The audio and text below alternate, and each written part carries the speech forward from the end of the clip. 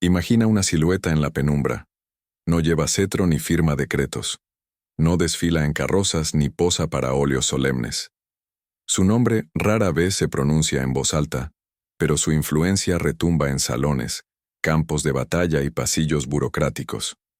No, este no es un himno a los farsantes, ni un panfleto para adular a titiriteros del poder. Es más bien una invitación a mirar donde nadie suele mirar. Allí donde el dominio se ejerce sin estridencias, sin medallas, sin necesidad de levantar la voz. El arte de gobernar sin parecer, que se gobierna, de imponer sin imponer, de ganar sin declarar la guerra. Y al fondo de este teatro de sombras aparece un hombre flaco, florentino, astuto como un zorro y duro como un león. Sí, él mismo lo dijo, que nunca reinó, pero enseñó a reinar, un funcionario de segunda línea que escribió uno de los tratados más incendiarios de la historia sin siquiera pretenderlo. Nicolás Maquiavelo. El suyo no fue un manual para déspotas. Fue un espejo, incómodo pero brillante, en el que los cientos poderosos, y los aspirantes a serlo, podían contemplarse sin adornos ni eufemismos. A veces la verdad más cruda no se grita, se murmura al oído del que está dispuesto a escuchar. Este recorrido, una caminata pausada, como quien pasea por un jardín del Renacimiento bajo amenaza de tormenta, se desplegará en 4 actos. El hervidero político y cultural que dio a luz al pensamiento maquiavélico. Las claves del dominio invisible, entre líneas de El Príncipe y otros textos menos citados. Figuras históricas que aplicaron, con mayor o menor elegancia, esas estrategias sutiles. Y por último, cómo este legado sigue latiendo, incluso en oficinas con luz LED y gobiernos de apariencia democrática. No hace falta tomar apuntes, tampoco estar de acuerdo.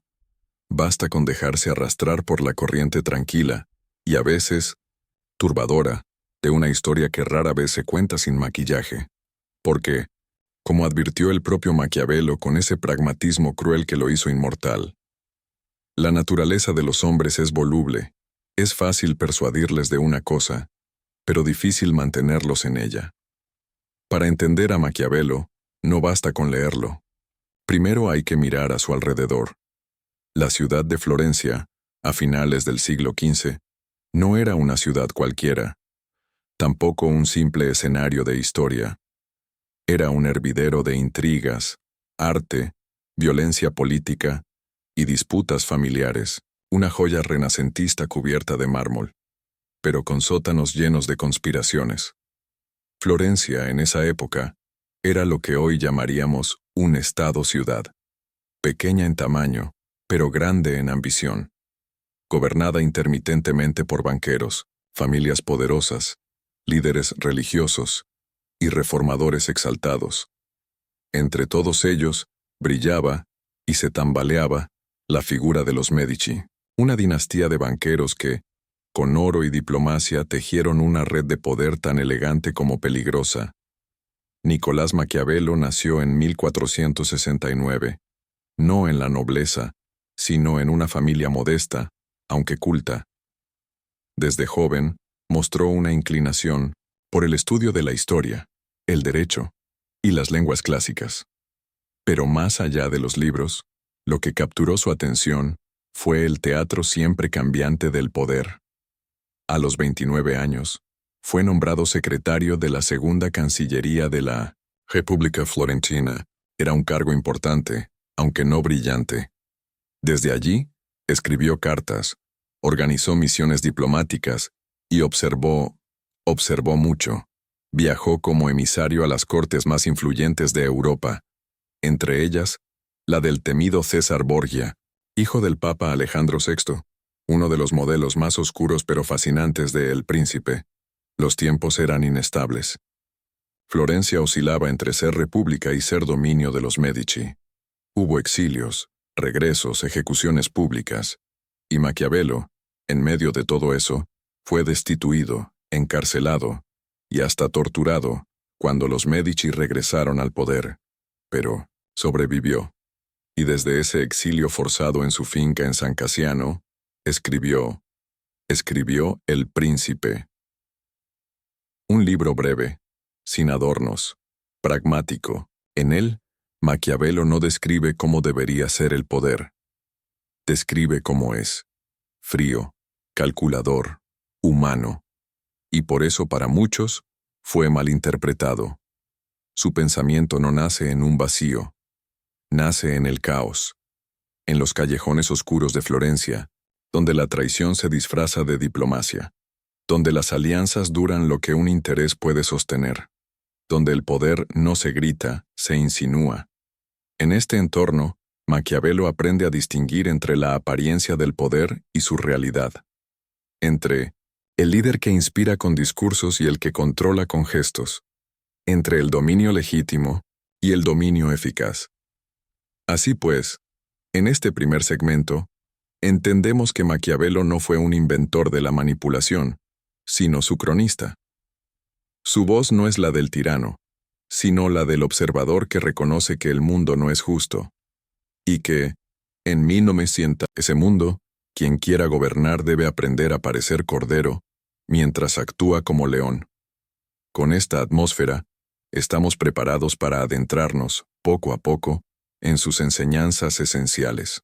Una de las imágenes más conocidas que nos dejó Maquiavelo es la comparación del príncipe ideal con dos animales: el león, por su fuerza, y el zorro, por su astucia.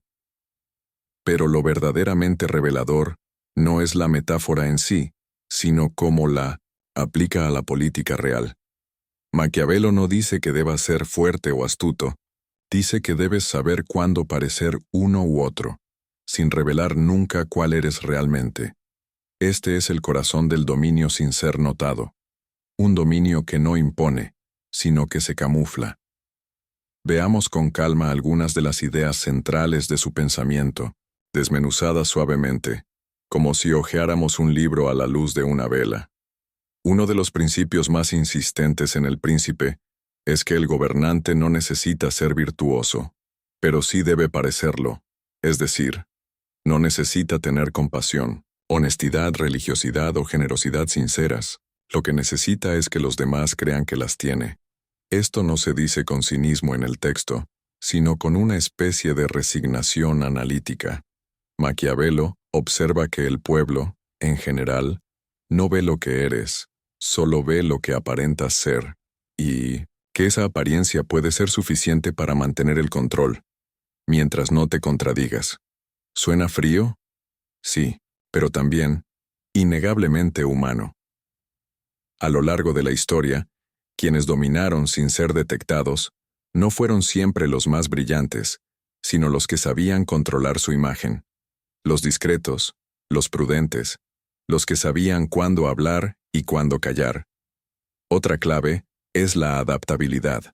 Maquiavelo usa una palabra muy particular: virtud, que no se refiere a la virtud moral, sino a la capacidad de responder eficazmente a los cambios del destino. El mundo es inestable, dice. El poder, aún más. Por eso, quien quiere dominar sin ser derrocado, debe cambiar de forma según la ocasión. A veces, la fuerza es útil. Otras veces, la paciencia. Otras, la retirada silenciosa. No hay una sola regla, y quien actúe siempre igual está destinado a fracasar. Es como si propusiera que el verdadero poder consiste en ser agua y no roca, en deslizarse, fluir, ocupar los espacios sin necesidad de romperlos. Aquí Maquiavelo es más sutil.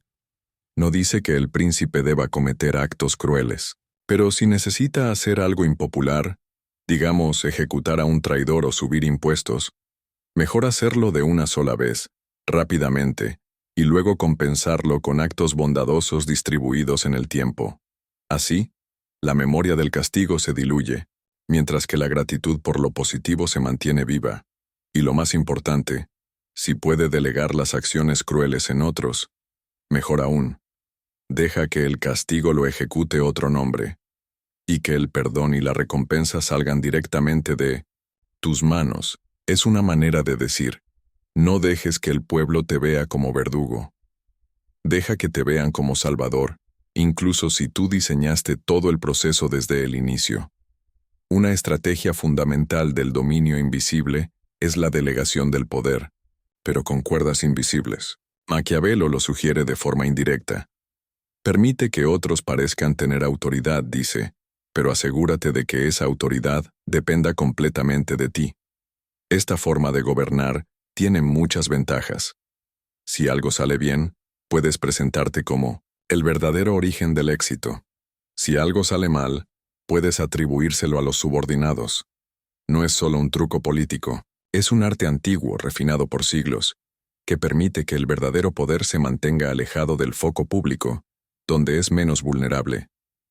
Una de las frases más debatidas de Maquiavelo es mejor ser temido que amado. Si no puedes ser ambas cosas. Pero si la escuchas despacio, verás que no dice que debas infundir terror, dice que el amor es voluble, mientras que el miedo bien administrado es más constante. Lo importante es que ese miedo no se convierta en odio. Y para eso, debe ser un miedo tranquilo, controlado, casi invisible. El tipo de temor que hace que las personas respeten la autoridad, no que la desafíen. El príncipe ideal entonces no grita, no golpea la mesa, no amenaza ni castiga públicamente todo el tiempo. Solo deja claro, con gestos pequeños, que tiene capacidad de actuar y que preferirías no probarla. En muchos pasajes, Maquiavelo repite una idea central. El objetivo del gobernante no es ser bueno, es mantener el estado estable. Y si para lograr esa estabilidad hay que hacer cosas mal vistas, entonces deben hacerse, pero con discreción, inteligencia y medida. Lo curioso es que él no justifica la crueldad, simplemente la describe como un instrumento más, que puede usarse o no, según el momento. Al final de este segmento, podemos observar que Maquiavelo no era un promotor del caos ni del abuso. Era, ante todo, un realista metódico. Alguien que prefería analizar el poder tal como era, en lugar de imaginarlo como debería ser. Y en ese análisis descubrió que el dominio más eficaz es aquel que se ejerce sin levantar sospechas, el que se apoya en apariencias, símbolos, gestos, pequeños, el que prefiere el control a distancia, el silencio antes que el aplauso, es, en otras palabras, el dominio del maestro invisible. Las ideas de Maquiavelo no quedaron encerradas en las bibliotecas de Florencia, tampoco se perdieron en la polvareda de los siglos. Al contrario, viajaron, a veces sin nombre, por cortes, ministerios, gabinetes y consejos secretos, no como reglas explícitas, sino como un perfume persistente, una manera de pensar el poder sin proclamarlo. En este segmento, nos detendremos a observar, sin apuro, a 4 figuras históricas que, sin levantar muchas sospechas, ejercieron una influencia profunda. No fueron necesariamente reyes o emperadores, fueron más bien arquitectos del poder ajeno, personas que sabían dirigir, sin parecer que lo hacían. Comenzamos en la Francia del siglo XVII en Armand Jean Duplessis, más conocido como Cardenal Richelieu, nunca se sentó en el trono francés. Pero durante casi 2 décadas, gobernó con una eficacia serena y absoluta. Richelieu fue primer ministro del rey Luis XIII, una figura eclesiástica, sí, pero también un estratega incansable. Su talento no estuvo en el carisma ni en el afecto popular, sino en saber mover hilos sin mostrar las manos. Implementó políticas que redujeron el poder de la nobleza feudal, centralizó la autoridad del Estado y posicionó a Francia como una potencia europea, todo sin ser formalmente rey. Era calculador, silencioso, pero con una visión a largo plazo. Sabía que un poder que se ostenta demasiado se debilita, así que su rostro pocas veces aparecía en celebraciones, pero su firma estaba en cada decisión importante del reino. Richelieu entendía bien que el dominio efectivo no siempre se da desde el trono, sino desde el escritorio detrás del trono. Avanzamos un par de siglos hasta principios del XIX. Tras las guerras napoleónicas, Europa estaba en ruinas, y entre los arquitectos de la nueva estabilidad, uno brilló por su control sutil, Clemens von Metternich, canciller del Imperio Austriaco. Metternich no lideró ejércitos, no conquistó territorios con armas, pero a través del Congreso de Viena y décadas de diplomacia, tejió una red de alianzas, equilibrios y acuerdos que mantuvo la paz relativa en Europa durante décadas. Su dominio era casi invisible. Se movía entre cartas, reuniones privadas, promesas cruzadas. Y siempre con un objetivo: mantener el orden tradicional sin hacer demasiado ruido. Metternich es un ejemplo claro del zorro de Maquiavelo. Sabía que el poder que perdura es el que no se deja ver como amenaza. No buscaba gloria personal. Buscaba equilibrio, y lo logró, al menos por un tiempo. El tercer caso nos lleva a Rusia, en los años previos a la Revolución de 1917. Grigori Rasputín no fue estadista, ni noble, ni militar. Fue un monje, un curandero, un personaje extraño, pero cuya influencia sobre la familia imperial rusa fue tan fuerte como silenciosa. Se ganó la confianza de la zarina Alexandra debido a sus supuestas capacidades curativas, especialmente sobre el heredero enfermo, el joven Alexei.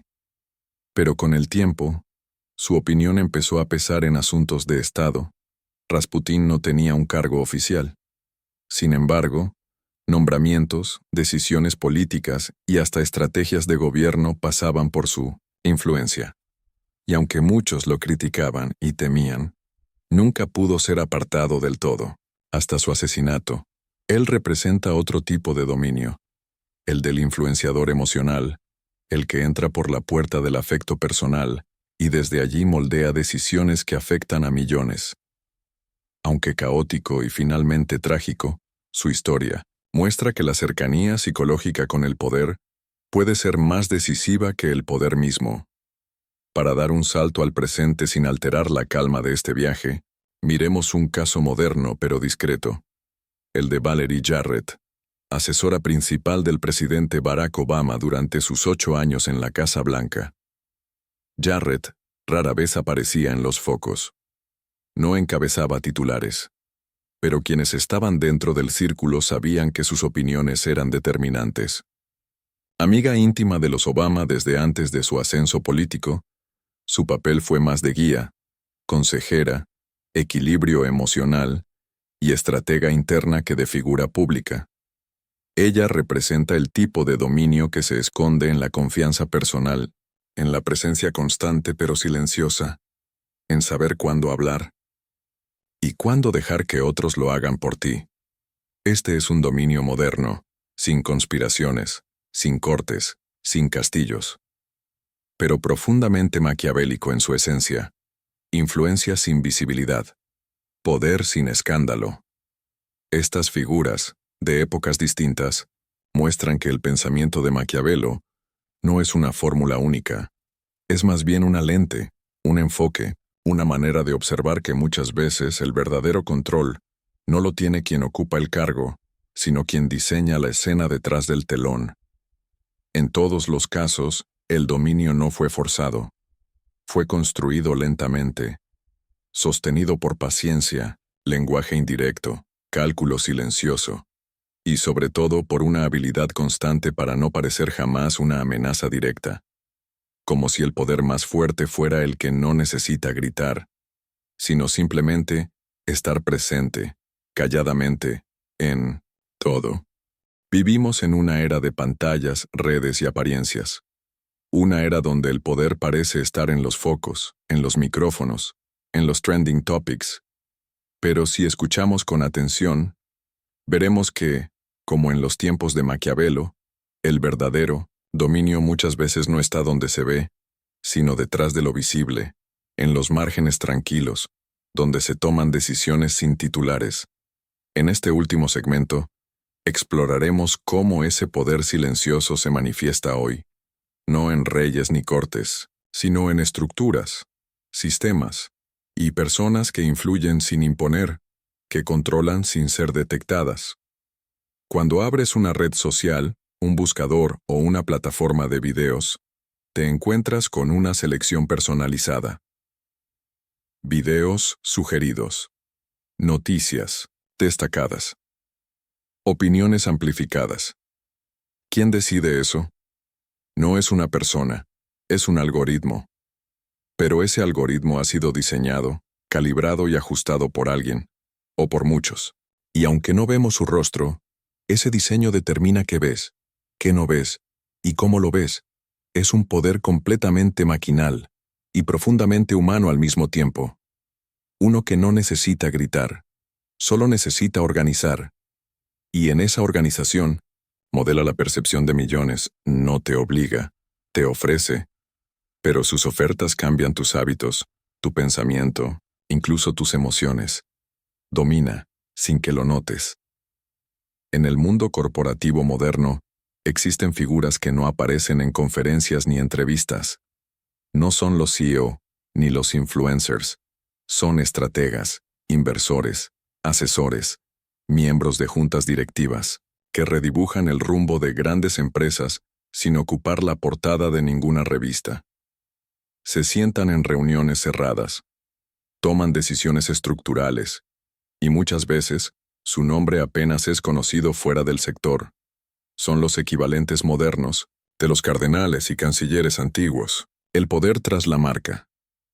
La mente tras el movimiento. Saben que la visibilidad puede ser una debilidad, y eligen el anonimato operativo, porque entienden que influir no requiere ser el rostro de nada, solo tener la llave correcta, en el momento adecuado. Hay otro tipo de dominio, el simbólico. El que se ejerce no con leyes, sino con ideas, con formas de hablar, de vestir, de pensar. Aquí entran en juego figuras como guionistas, creativos, curadores de contenido, editores, personas cuyo rostro no reconoces, pero que deciden qué historias se cuentan, qué visiones del mundo se promueven y cuáles se descartan. Controlan el clima cultural sin necesidad de imponerlo, simplemente filtrando, eligiendo, promoviendo. Este tipo de poder es particularmente sutil, porque no se presenta como tal. Se disfraza de entretenimiento, de recomendación, de tendencia, pero su impacto puede durar más que muchas leyes. Es, como diría Maquiavelo, un poder que no parece, pero es. En un plano más cotidiano, también vemos dinámicas de dominio discreto en las relaciones humanas, en el trabajo, en la pareja, en los grupos sociales. Alguien que sabe influir en los demás sin imponer, que hace sugerencias que parecen decisiones compartidas, que evita el conflicto directo, pero orienta la dirección del grupo con sutileza. No es necesariamente malintencionado. Puede incluso ser funcional para mantener la armonía, pero sigue siendo una forma de control suave, basada en una comprensión intuitiva de lo que Maquiavelo proponía. Quien domina no siempre lo parece, y quien parece ceder, muchas veces es quien guía. Esas microdinámicas de poder, en silencio, tejen redes que afectan el rumbo de proyectos, relaciones, incluso trayectorias de vida. Si Maquiavelo viviera hoy, probablemente diría que el nuevo disfraz del poder ya no es la religión o la nobleza, es la autenticidad controlada. Vivimos una época donde ser uno mismo es un valor central, pero también una construcción, una puesta en escena cotidiana, especialmente en el mundo digital, donde cada foto, cada frase, cada reacción es parte de una imagen cuidadosamente tejida. Y en ese escenario, el verdadero dominio está en quien controla su apariencia con naturalidad, en quien sabe mostrarse vulnerable sin perder poder, cercano sin volverse débil, humano sin dejar de ser estratégico. Es el nuevo zorro, el nuevo león con piel de cordero. No impone, encanta. Y desde ese encanto, dirige. En cada uno de estos ejemplos modernos, vemos que las ideas de Maquiavelo no solo sobreviven, se transforman, cambian de forma, pero no de esencia. El dominio sin ser notado ya no ocurre en castillos ni en consejos de guerra. Ocurre en pantallas, oficinas, discursos suaves y algoritmos silenciosos. Y quienes comprenden este arte, quienes aprenden a operar en las sombras sin desaparecer, siguen siendo los verdaderos arquitectos del poder. Hemos recorrido, sin prisa y con detalle, el paisaje discreto del dominio silencioso. Desde las palabras antiguas de Maquiavelo, hasta las figuras ocultas que moldearon el mundo, y las fuerzas invisibles que nos rodean hoy. A lo largo de este camino hemos descubierto algo que no necesita ser gritado, que el poder más persistente no siempre está en el estruendo. A veces, habita en la pausa, en la espera, en la observación constante. Maquiavelo, tan mal interpretado por siglos, nunca quiso promover el caos o la maldad, solo describió con crudeza cómo los hilos del poder se tejen, incluso cuando nadie los ve. Y nos dejó una advertencia suave pero firme. Quien no comprende cómo se domina, termina siendo dominado, incluso sin saberlo, no para provocar miedo, sino para invitar a la conciencia, a mirar de nuevo, a dudar de lo evidente, a sospechar, con calma, de las narrativas que parecen inocentes y de los líderes que se proclaman humildes. Porque tal vez, la forma más perfecta de controlar es hacer que el otro no sienta que está siendo controlado. Ahora que el recorrido llega a su fin, quizás te preguntes qué hacer con todo esto, con estas ideas suaves, con estas figuras que no gritan, con estas fuerzas invisibles que te rodean cada día. Tal vez, nada. Tal vez basta con saber que están allí, como quien escucha un río en la distancia, como quien aprende a ver la corriente bajo la superficie, sin necesidad de intervenir. Porque en el fondo, entender cómo se domina también es una forma de recuperar una parte de tu libertad. Una libertad tranquila, serena, silenciosa. Como este susurro de historia que ahora se apaga lentamente, dejándote, quizás, en un lugar más consciente. O, si lo prefieres, en un sueño más profundo. Gracias por quedarte hasta aquí.